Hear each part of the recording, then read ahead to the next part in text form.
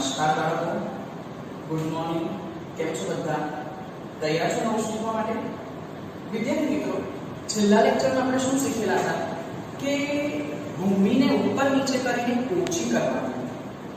પોચી કરવાની હતી એટલે પોચી કરવા માટેના ફાયદા પણ મેં તમને જણાવેલા હતા કે જો આપણે ભૂમિને પોચી કરીશું તો શું થશે કે ધારો કે આ મારી જમીન છે ને આ જમીનની અંદર આ કોઈ એક જમીન પર આ એક છોડ ગયો છે.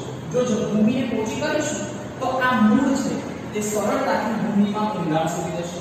આ પહેલો ફાયદો છે.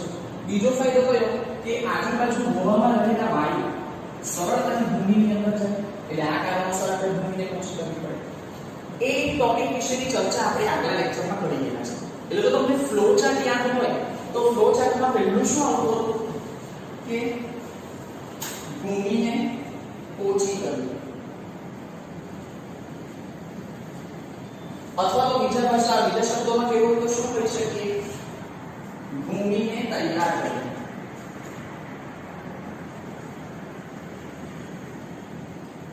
યાદ આવે છે બાળકો? આવું કઈ આપણે ફ્લો ચાર્ટ શીખી ગયેલા હતા. ત્યાર પછી બીજા સ્ટેપમાં શું આવે? આપણી ભૂમિ છે તે પોચી થઈ ગઈ ઉપર નીચે થઈને. એટલે હવે આપણે શું કરવા પડે? સારી ગુણવત્તાવાળા બીજ અંદર વાવવા પડે. એટલે આપણો બીજો સ્ટેપ શું આવશે? રોપણીનો. શબ્દ પરથી ખબર પડે બીજ રોપવા, રોપવા એટલે આ બીજો સ્ટેપ શું આવશે? રોપણીનો સ્ટેપ આવશે. ત્રીજો સ્ટેપ શું આવશે? હવે ભૂમિ તૈયાર છે, અંદર બીજ નાખીને રેડી છે, હવે એને ખોરાક આપવો પડે. હવે આપણે જે દાળ ભાત શાક રોટી નાખશે એ શું ખાશે ખોરાકની અંદર? ખાતર અને પાણી. એટલે ત્રીજા સ્ટેપમાં શું આવશે? કુદરતી અને કૃત્રિમ ખાતર.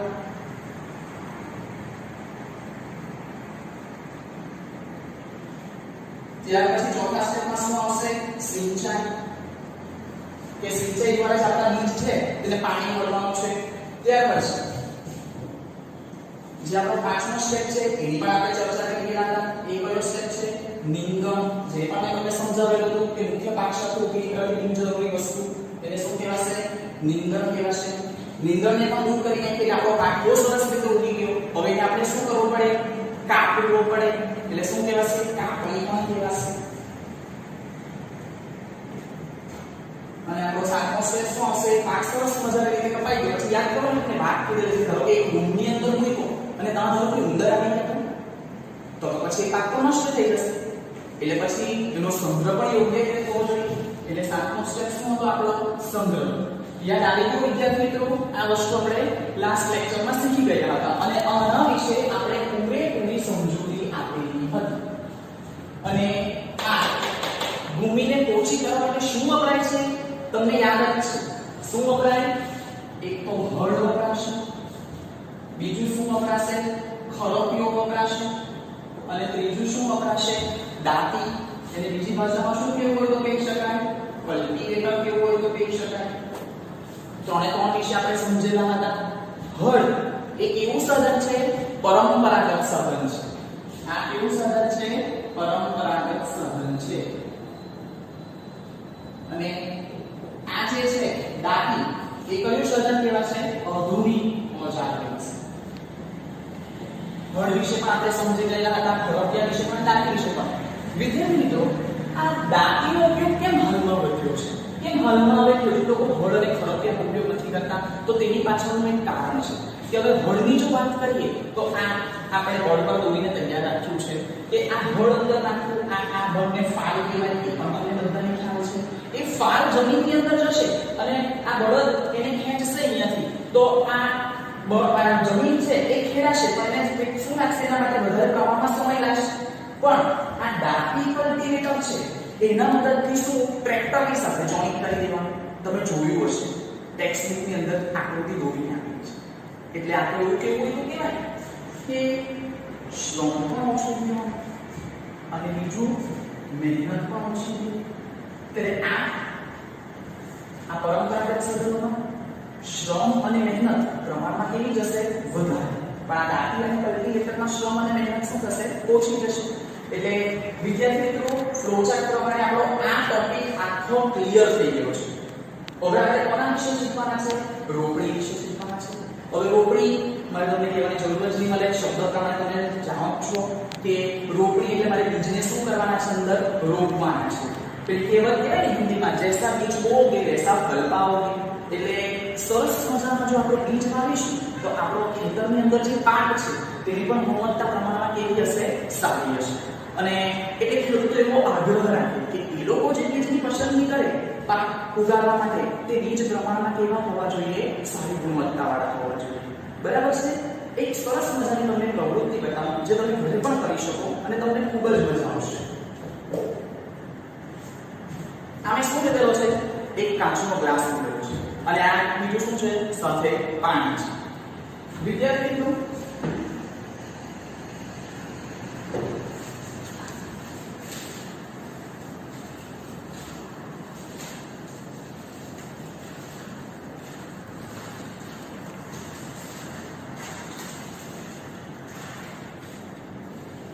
અમે મુઠ્ઠીમાં થોડા ઘઉં લીધેલા છે અને આ શું છે? પાણી. હવે હું આ ઘઉંને આ પાણીની અંદર નાખીશ. તમે જોજો જે સારી ગુણવત્તાવાળા ઘઉં હશે ને, જે વજનમાં ભારી હશે, તે બધા ઘઉં તળિયે બેસી જશે. અને જે ઘઉંની અંદર કાળા હશે એટલે વજનમાં કેવા હશે? હલકા હશે. એ ઘઉં શું થશે? આ પાણીની સપાટી ઉપર તરશે. જોજો, ધ્યાનથી જોજો વિદ્યાર્થી.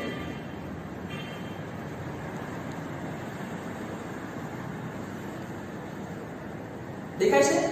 થોડા ઘણા ઘઉંના દાણા ઉપર આવી ગયેલા છે અને બાકીના ઘઉંના દાણા નીચે બેસી ગયેલા છે. એટલે આના ઉપરથી એમ પ્રૂફ થાય કે જે ઘઉંના દાણા તળે છે એ કેવા છે? ખામીવાળા છે. પણ વિદ્યાર્થી મિત્રો, સાયન્સ ભણીને એ એવા શબ્દ તો નહીં વપરાય ખામીવાળા. એટલે એના માટે પ્રોપર શબ્દ કયો વપરાય? ક્ષતિગ્રસ્ત. કયો શબ્દ વપરાશે? ક્ષતિગ્રસ્ત. એટલે આ ક્ષતિ એનો મતલબ શું થશે? ખામી. એટલે આ ઘઉં કેવા હતા? ખામીવાળા ઘઉં હતા. એટલે એવા ઘઉં જો આપણે ખેતરની અંદર રોપીએ તો આપણો પાક કેવો તૈયાર થાય? સમજ પડે છે તમને બધાને? એટલે આપણે આ રોપણીની ચર્ચા કરી કે બીજને જમીનની અંદર રોપવાની પ્રક્રિયાને શું કહેવાય છે? રોપણી કહેવાય છે.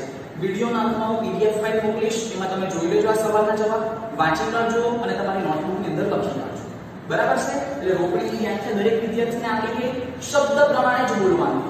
જમીનની અંદર બીજને રોપવાની પ્રક્રિયાને શું કહેવાશે? રોપણી કહેવાશે. અને બીજ કેવા હોવા જોઈએ? સારી ગુણવત્તાવાળા હોવા જોઈએ. ચાલો વિદ્યાર્થી મિત્રો, એટલે રોપણીની તો વાત થઈ. તો શું એવું લાગે તમને કે ખેડૂત જગ્યાએ જઈને બીજ રોપે? એવું તો નહીં પોસિબલ થાય. કે જો એવું કરવા ગયા તો સમયની પણ શું થશે? બચત નથી થવાની. ખૂબ વધારે પ્રમાણમાં સમય વપરાવાનો છે.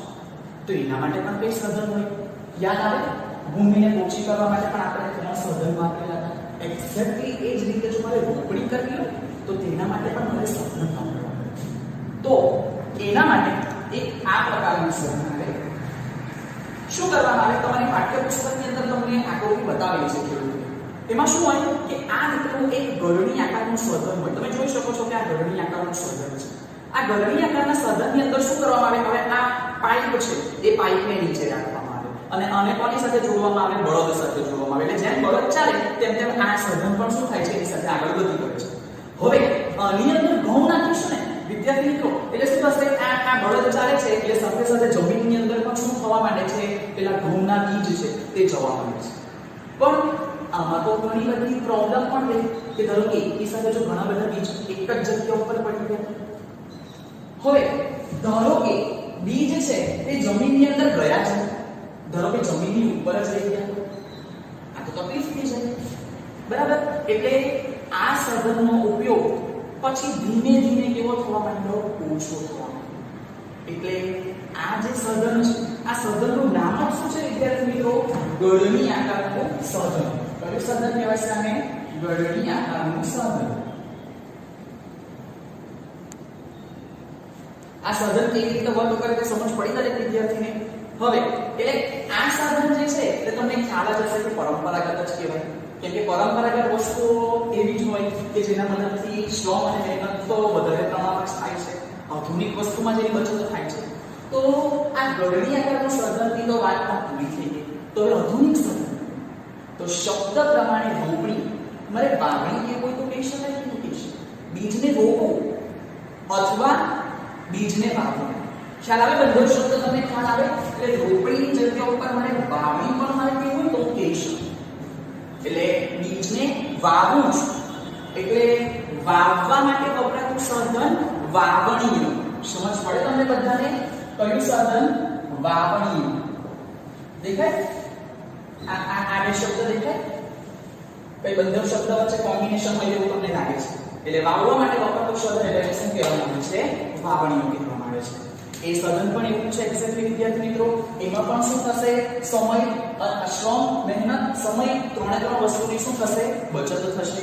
અને બીજું વિદ્યાર્થી મિત્રો, સાથે સાથે શું હોય કે ધારો કે આ જમીન છે, આ જમીનની ઉપર ધારો કે વાવણીઓ ચાલે છે, આ ટ્રેક્ટરના પૈડા છે, આ ગતિ કરે છે ને અહીંયા પાછળ વાવણીઓ ચાલે છે. હું એક વિડિયો મૂકીશ વિડિયોના અંકમાં, એ તમે જોજો, તમને મજા આવશે ને ખ્યાલ આવશે કે વાવણીઓ કેવી રીતે કામ કરે છે.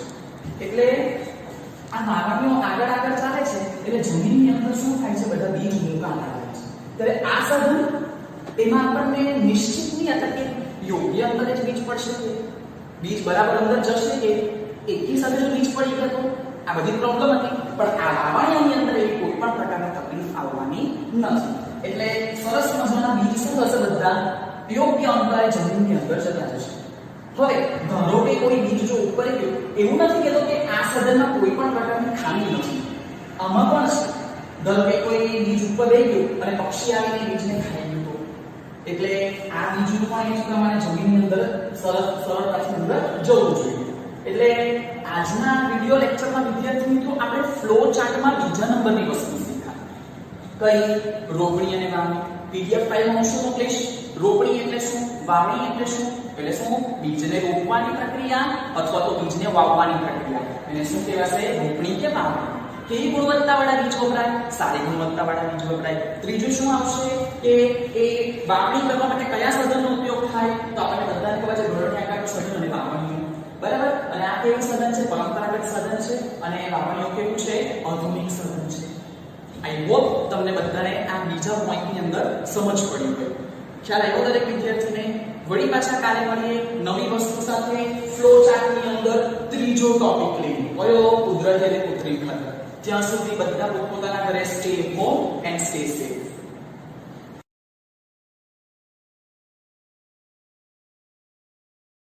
श्रम करना पड़ता है, इसलिए आजकल मुख्यतः जुताई ट्रैक्टर द्वारा संचालित कल्टीवेटर से की जाती है। इस प्रकार श्रम एवं समय दोनों की बचत होती है। चलिए अब देखते हैं कि परंपरागत रूप से किसान कैसे औजारों का प्रयोग करता है। बुआई के लिए परंपरागत रूप से बीजों की बुआई में उपयोग आने वाला औजार कीप के आकार का होता है।